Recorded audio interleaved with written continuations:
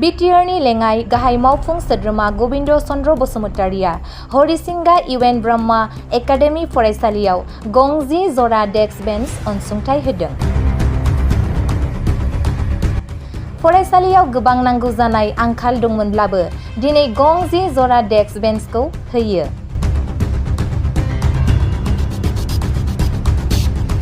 नांगौ जानाय गोबां आंखालफोरखौ लासैनो सुफुंना होनोबो खोथा होदों बिटिआरनि लेङाइ मावफुं सोद्रोमा गोविंद चन्द्र बसुमतारिया।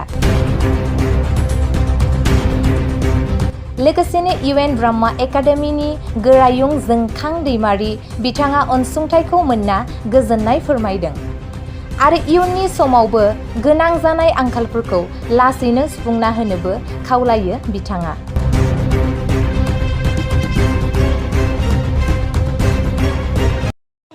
दिनै जों UN एकाडेमी हरिसिंगा थानाय UN एकाडेमी बे फरायसालियाव फैदों। फैनानै बे स्कुलनि इनफ्रास्ट्राक्चार गोबां आंखाल दं। बिनिनो मोनसे सामान्य डेस्क बेन्च नांगौ होननायखाय 10 जरा होनाय जादों।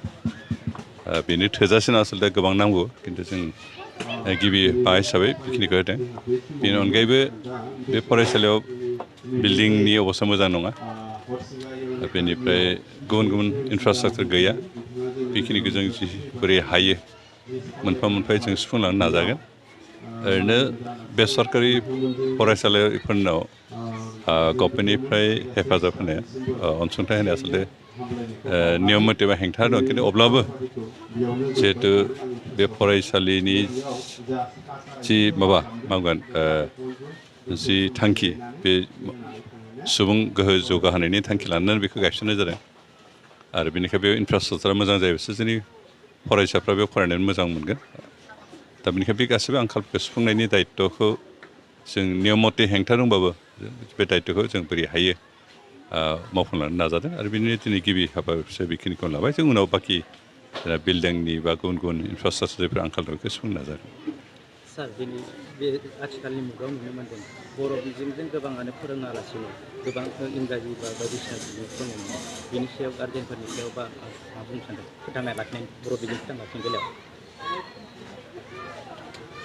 ओरैनो बर' गोरों गोरा गार्जेनफोरा मोनसे भुल धारना दं। बेनो जाबाय बर' मिडियामजों फरायबा साकरि मोना, कम्पिटिटिभ एग्जामफ्राव पास खालामनो हाया, बेबायदि मोनसे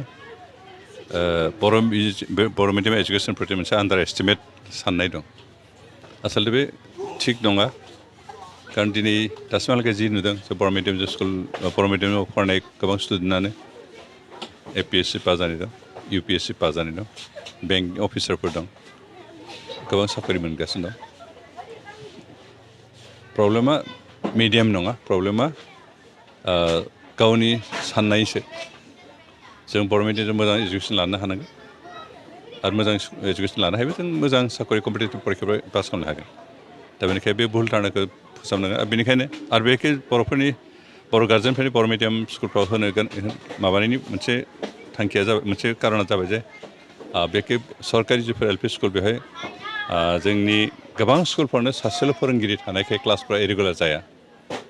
कारण मास्टार सासेल' बे अफिसियेल खामानि थांलाय फैलायावनो क्लास खालामनो हाया आरो बेबायदि आंखाल दं गोबां स्कुलफ्रावनो आरो बेनिखायनो जोंहा बर' मिडियाम फरायनाय गथ'फ्रा मोजां सोलोंथाइ मोनाखै आरो बेफोरखौ नुनानैबो जिहेतु क्लासआनो जाया बेबायदि क्लास जायै स्कुलफ्राव गावनि गथ'फोरखौ हरनानै मानो नस्थ' खालामनो बेखौ साननानै प्राइभेट स्कुलफ्राव हरो। हयथ' बर' मिडियामाव किसुमान बे UN एकाडेमी बर' मिडियामखौ फोथांना लाखिनो थाखाय जि गायसनदों बेयाव हरदों, हयथ' नङाबा इंलिस मिडियाम स्कुलफ्राव हरदों। खिन्थु जोंहा जेंनाया आसलते मिडियाम जानाङा खिन्थु जोंहा क्वालिटि अफ एजुकेसनसो जानांगौ।